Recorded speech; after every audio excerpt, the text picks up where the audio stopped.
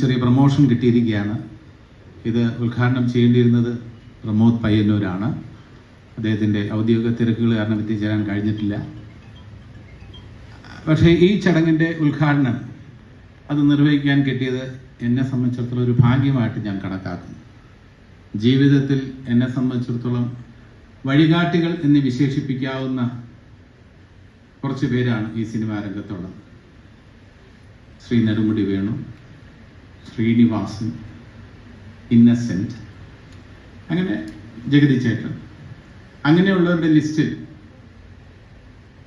വളരെ പ്രാധാന്യത്തോടെ വളരെ ആദരവോടെ ഞാൻ എന്നും നോക്കിക്കണ്ടിട്ടുള്ള എൻ്റെ ജ്യേഷ്ഠ സഹോദരനാണ് ശ്രീ വേണു നാഗവള്ളി. വേണുചേട്ടനെ കുറിച്ച് എങ്ങനെ പറഞ്ഞു തുടങ്ങണമെന്ന് എനിക്കറിയില്ല. അദ്ദേഹത്തെക്കുറിച്ച് പറയുമ്പോൾ അദ്ദേഹത്തിൻ്റെ പിതാവ് ശ്രീ നാഗവള്ളി RS കുറുപ്പിൻ്റെ നാടകത്തിൽ ഞാൻ അഭിനയിച്ചിട്ടുണ്ടെന്നുള്ളത് എൻ്റെ ഏറ്റവും വലിയ ഭാഗ്യമായിട്ട് ഞാൻ കണക്കാക്കുകയാണ്. റേഡിയോ നാടകത്തിൽ അത് മാരിവാനീസ് കോളേജിൽ വിദ്യാർത്ഥിയായിരിക്കുമ്പോൾ തന്നെ ഓഡിഷനിലൂടെ ആകാശവാണിയിലെ ഡ്രാമ ആർട്ടിസ്റ്റായിട്ട് എനിക്ക് രംഗപ്രവേശനം നടത്താൻ കഴിഞ്ഞു. നാഗവള്ളി RS കുറുപ്പ് സാറിൻ്റെ നാടകത്തിൽ അഭിനയിക്കാനുള്ള ഭാഗ്യം ലഭിച്ചു. അതിനുശേഷം വേണുചേട്ടനുമായിട്ടുള്ള ബന്ധം വളരെ അടുപ്പത്തിലാകുന്നത് അദ്ദേഹം സിനിമാ രംഗത്ത് പ്രവേശിച്ചതിന് ശേഷമാണ്. പക്ഷേ അതിനു മുമ്പ് തന്നെ അദ്ദേഹത്തിൻ്റെ ശബ്ദം മലയാളികൾക്ക് സുപരിചിതമായി കഴിഞ്ഞിരുന്നു. ഇഷ്ടഗാനങ്ങൾ അവതരിപ്പിക്കുന്നത് വേണു നാഗവള്ളി എന്ന് പറഞ്ഞു തുടങ്ങുന്ന സരസമായ രസകരമായ സംഭാഷണങ്ങൾ ഓരോ പാട്ടിനും അവതരണമായി അദ്ദേഹം രേഖപ്പെടുത്തുന്ന അല്ലെങ്കിൽ ആ പാട്ടിനെ കുറിച്ചുള്ള അദ്ദേഹത്തിൻ്റെ അറിവ് പ്രകടമാക്കുന്ന രീതിയിൽ ശ്രോതാക്കളുമായി ഒരു ആത്മബന്ധം സ്ഥാപിച്ച് അദ്ദേഹം നടത്തുന്ന ആ ഒരു സല്ലാപം എന്ന് തന്നെ വിശേഷിപ്പിക്കാം. പ്രൗഢഗംഭീരമായ പ്രഭാഷണം എന്നതിനപ്പുറം ഇഷ്ടഗാനങ്ങൾ സരസമായി അവതരിപ്പിക്കുക.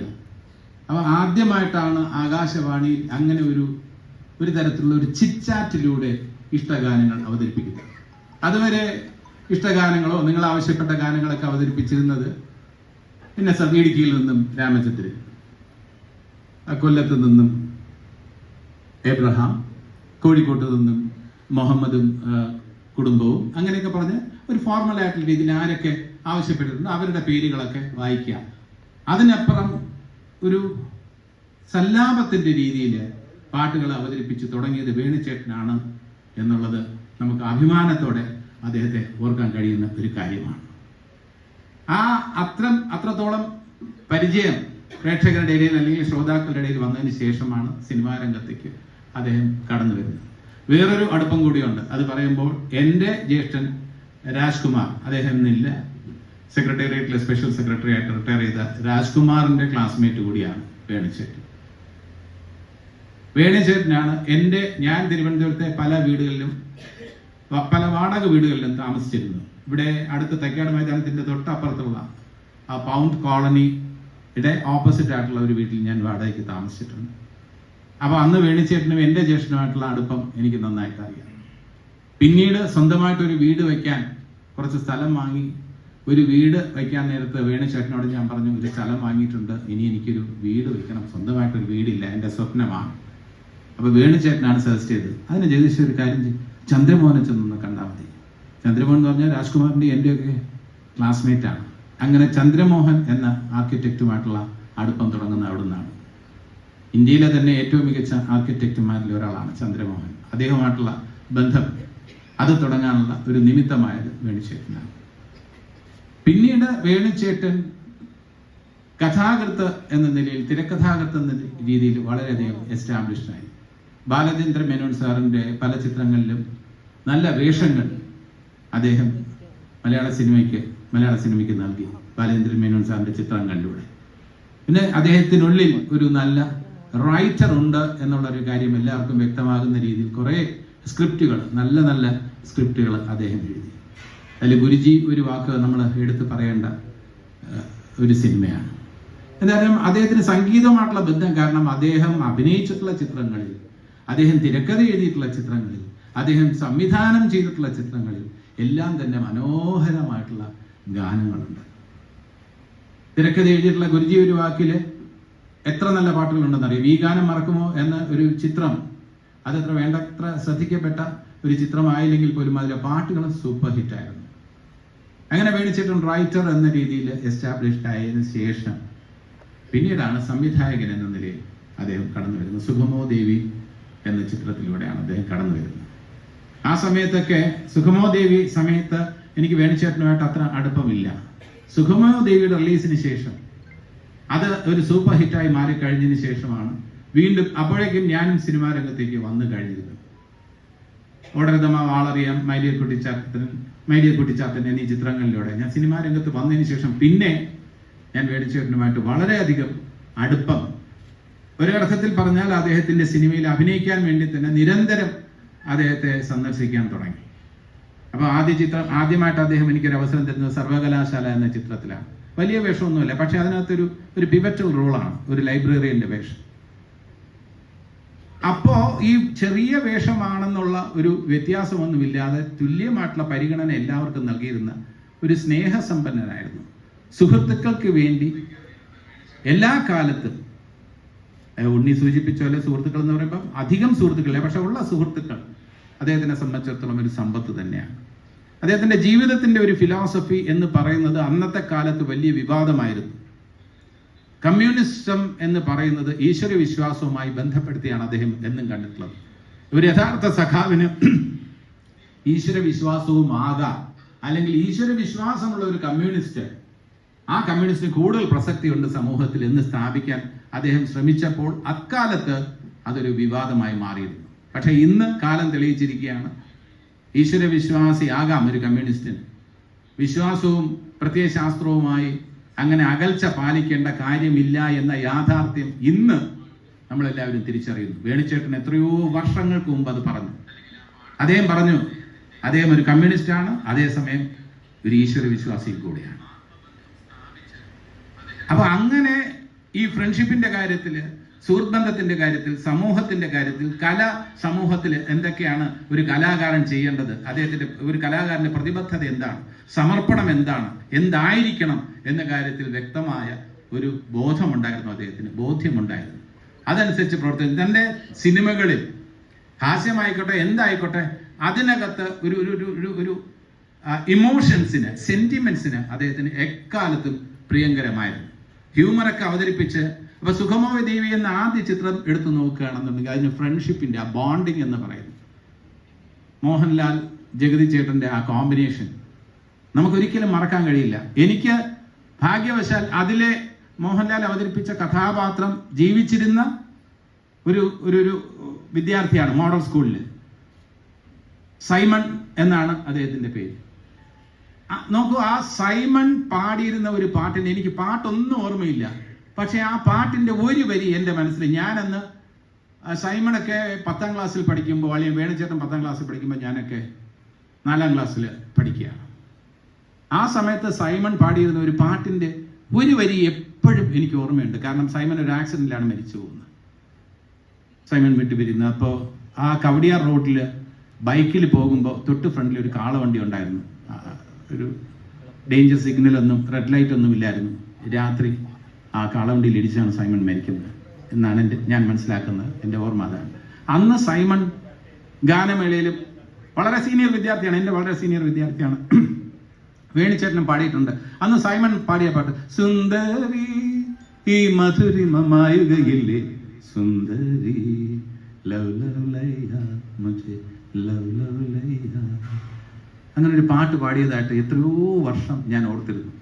അപ്പൊ ഞാൻ വേണിച്ചേട്ടനോട് പറഞ്ഞു സൈമന്റെ ഈ പാട്ട്. അപ്പൊ വേണിച്ചേട്ടൻ പറഞ്ഞു, ഇതെങ്ങനെ ഓർത്തിരിക്കുന്നു ജഗദീഷ് എന്നോട് ചോദിച്ചു. അപ്പൊ അത്രത്തോളം നമ്മളൊരു മോഡൽ സ്കൂളിലെ ആ വിദ്യാർത്ഥി ജീവിതത്തിൽ ഞാനൊരു 5ാം ക്ലാസ്സിൽ പഠിക്കുമ്പോഴും 4ാം ക്ലാസ്സിൽ പഠിക്കുമ്പോഴും പ്രതിഭാധനരായ സീനിയേഴ്സ്, നമ്മുടെ സീനിയേഴ്സ്, അവരെ അവതരിപ്പിച്ചിട്ടുള്ള ജഗതി ചേട്ടൻ, വേണിച്ചേട്ടൻ, അവരൊക്കെ അവതരിപ്പിച്ചിട്ടുള്ള കലാപരിപാടികൾ കണ്ട് അന്ന് ഇംഗ്ലീഷ് നാടകമൊക്കെ, merchant of Venice, double homicide എന്ന് പറഞ്ഞൊരു നാടകമൊക്കെ കണ്ട് ഞാൻ സ്തബ്ധനായിരുന്നു പോയിട്ടുണ്ട്.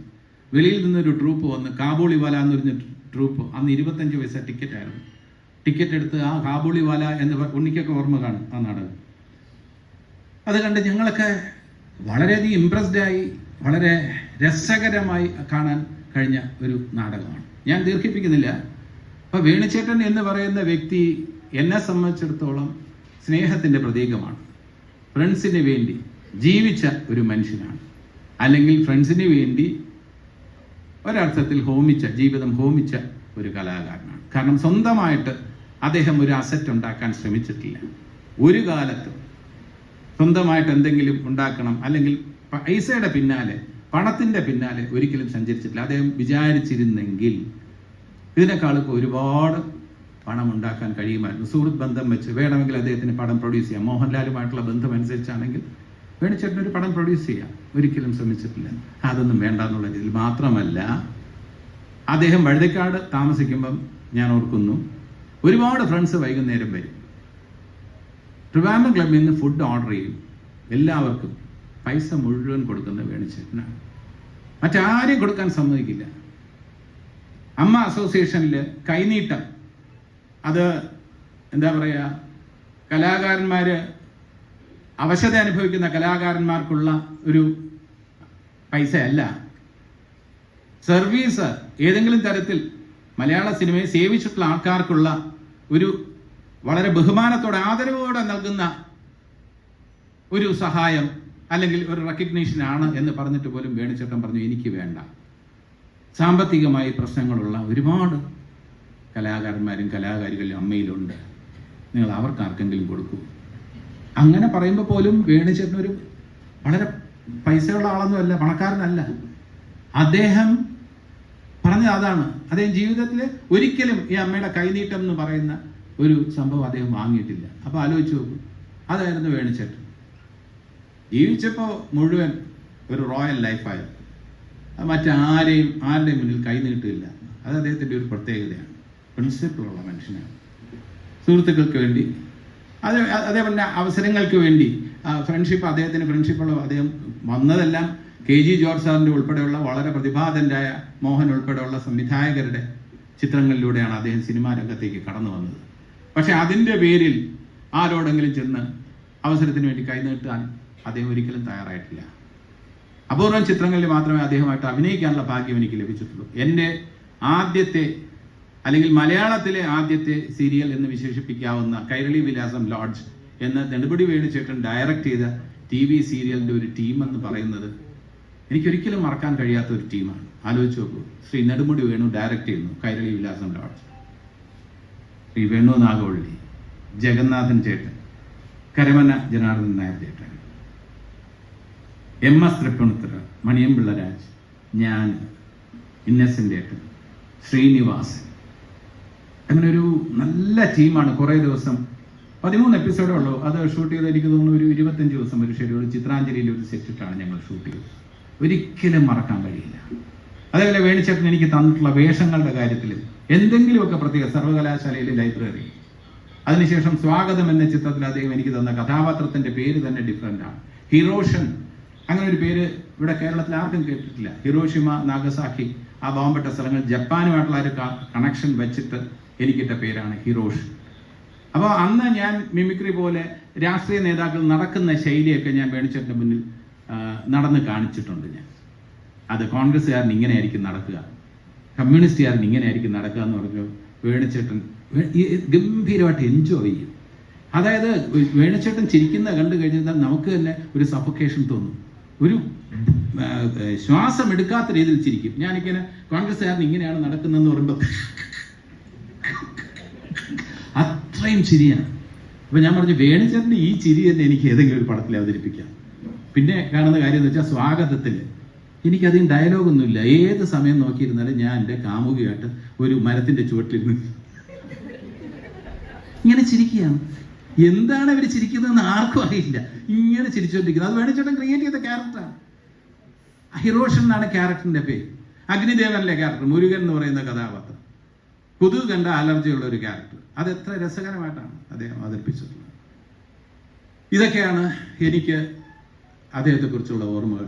ഈ 15ാം ഓർമ്മ ദിനം ഇത് ആചരിക്കേണ്ടതല്ല, ആഘോഷിക്കേണ്ടതാണെന്നാണ് എൻ്റെ വിശ്വാസം. വേണിച്ചേട്ടൻ അങ്ങനെ സങ്കടപ്പെട്ട് വേഷങ്ങളിലെല്ലാം ഒരു നിരാശ, രാഹുലിൻ്റെ കഥാപാത്രമായിരുന്നാലും അങ്ങനെയുള്ള ശാലിനി എൻ്റെ കൂട്ടുകാരിലെ കഥാപാത്രമായിരുന്നാലും എല്ലാം വിഷാദ ചുവയുള്ള കഥാപാത്രങ്ങളാണ്. പക്ഷേ ജീവിതത്തിൽ എപ്പോഴും സന്തോഷിക്കാനും ഒക്കെ ശ്രമിച്ചിട്ടുണ്ട്. മറ്റുള്ളവരെ സന്തോഷിപ്പിക്കാൻ ശ്രമിച്ചിട്ടുള്ള ഒരു വ്യക്തിയാണ്.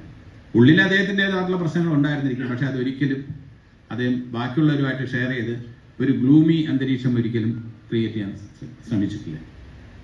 പിന്നെ ഇനി ഇന്നത്തെ സംഗീത വിരുന്നിനെ കുറിച്ച് രാജീവ് ONV ഉണ്ട്. എനിക്ക് പാട്ട് പാടണമെന്ന് ആഗ്രഹമുണ്ട്, പക്ഷേ വേണുചേട്ടനുമായി ബന്ധപ്പെട്ട ഒരു പാട്ടും എന്നെപ്പോലുള്ള ഒരു കലാകാരന് പാടാൻ കഴിയില്ല. അത് കല്ലറ ഗോപൻ സമ്മതിക്കും, കാരണം പാടാൻ കഴിയില്ല. ഞാൻ പാടി എങ്ങനെയുണ്ട്, സുഖമോ ദേവി. അപ്പൊ കല്ലറ ഗോപൻ പറയും, ചേട്ടാ അങ്ങനെയല്ല, സുഖമോ ദേവി, അതല്ലേ ഞാൻ പാടിയത്. അല്ലല്ല, അങ്ങനെയല്ല ചേട്ടാ, അതിന്റെ സ്വരസ്ഥാനം തെറ്റാണ്, അത് പാടാൻ പറ്റില്ല. മഞ്ഞിൻ ചിറകുള്ള വെള്ളരിപ്പാവേ, അയ്യോ ചേട്ടാ അങ്ങനെയല്ല, അത് സ്വരസ്ഥാനം തെറ്റാണ്. ചേട്ടൊന്ന് എടുത്തു നോക്കി, മഞ്ഞിൻ, ചേട്ടൊന്ന് പറയും, മഞ്ഞിൻ ചിറകുള്ള വെള്ളരിപ്പാവേ. അതുപോലെ ഒന്നും എനിക്ക് പാടാൻ പറ്റൂല. അപ്പൊ അതുകൊണ്ട് ഞാൻ പാടാനില്ല എന്ന് രാജീവിനോട് പറഞ്ഞു. ടഫ് സോങ്സ് ആണ്. അനുരാഗിണി ഇതായൻ കരളിൽ വിരിഞ്ഞ പൂക്കൾ, ഇങ്ങനെയൊക്കെ നമ്മൾ ശരിയാണെന്ന് വിചാരിക്കുമ്പോൾ അയ്യോ പൂക്കൾ അങ്ങനെയല്ല, പൂക്കൾ പൂക്കൾ അങ്ങനെ തിരുത്താൻ പോകും. അപ്പൊ ഞാൻ വിചാരിച്ചത് ഞാൻ പാടുന്നില്ല. അത്ര ടഫ് സോങ്സ് ആണ്. വേണുചേട്ടൻ സംഗീതമായിട്ടുള്ള ബന്ധമുള്ളത് കൊണ്ട് വളരെ സ്വീറ്റ് മെലഡീസ് ആണ്, പക്ഷെ ടഫ് സോങ്സ് ആണ്. അദ്ദേഹവുമായി ബന്ധപ്പെട്ടിട്ടുള്ള ഒരു ചെമ്പക പുഷ്പ സുവാസിതയാമം, അങ്ങനെയൊന്നും എനിക്ക് പറ്റില്ല. നമ്മൾ കുറച്ച് ലൈറ്റായിട്ടുള്ള സോങ്സ് ഒക്കെ ഒപ്പിച്ച് പോകുമ്പോൾ വേണുചേട്ടനുമായിട്ടുള്ള ബന്ധപ്പെട്ട എല്ലാ പാട്ടുകളും, അദ്ദേഹത്തിന്റെ സിനിമയിലെ പാട്ടുകൾ, അഗ്നിദേവന്റെ പാട്ടൊക്കെ നമ്മൾ കേൾക്കുമ്പോൾ അതേപോലെ അങ്ങ് പാടാൻ തോന്നും. പാട്ടില്ല. ആ സ്വാഗതത്തിലെ ആ പാട്ട് ഇടയ്ക്കുള്ള വായ്ത്താരികൾ പോലത്തുള്ള ചില സംഭവങ്ങളൊക്കെ നോവലായിട്ടുള്ള സോങ് ആണ്. ആ മഞ്ഞിൻ ചിറകുള്ള അതിന്റെ ഇടയിലുള്ള ആ ഒരു മിക്സ് ചെയ്തിരിക്കുന്ന രീതിക്ക്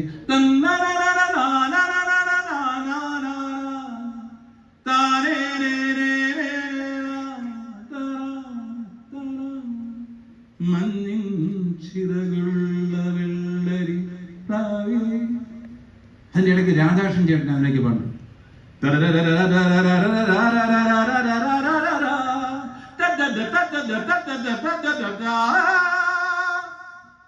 എന്തൊരു സോങ്സ് ഉണ്ടല്ലോ. ഒരിക്കലും ഇതൊക്കെ പാടാൻ ആഗ്രഹമുണ്ട്, പക്ഷെ കേട്ട് ഞാൻ അതൊക്കെ അപർണയെന്ന് പാടും തോന്നും. അങ്ങനെയുള്ള ടഫ് സോങ്സ് ഇവിടെ പാടാൻ നല്ല ഒരു ടീം ഓഫ് സിംഗേഴ്സ് ഉണ്ട്. അവര് പാടി നമ്മളെ വേണുചേട്ടൻ്റെ ആ കാലഘട്ടത്തിലേക്ക് കൊണ്ടുപോകും എന്നുള്ള കാര്യത്തിൽ എനിക്ക് ഉറപ്പുണ്ട്. ഈ സന്ധ്യ എന്ന് പറയുന്നത് നമ്മളെല്ലാവരും വേണുചേട്ടനോടുള്ള ആ സ്നേഹം, വേണുചേട്ടനുള്ള ബഹുമാനം, വേണുചേട്ടനോടുള്ള ആദരവ്, അത് പ്രകടിപ്പിക്കാനായിട്ട്, അത് രേഖപ്പെടുത്താനായിട്ടാണ് ഇവിടെ എല്ലാവരും ഒത്തുകൂടിയിരിക്കുന്നത്. എനിക്ക് വളരെ സന്തോഷമുണ്ട്. ഇതിൽ ഞാൻ രാജീവ് വിളിച്ചപ്പോൾ ഞാൻ പറഞ്ഞു എൻ്റെ പേര് വെക്കണ്ട, ഞാൻ ഉണ്ടെങ്കിൽ തീർച്ചയായിട്ടും വരും രാജീവ് എന്ന് പറഞ്ഞപ്പോൾ രാജീവ് പേര് വെച്ച് എനിക്ക് കാർഡൊക്കെ അയച്ചു. എനിക്ക് ടെൻഷനായി.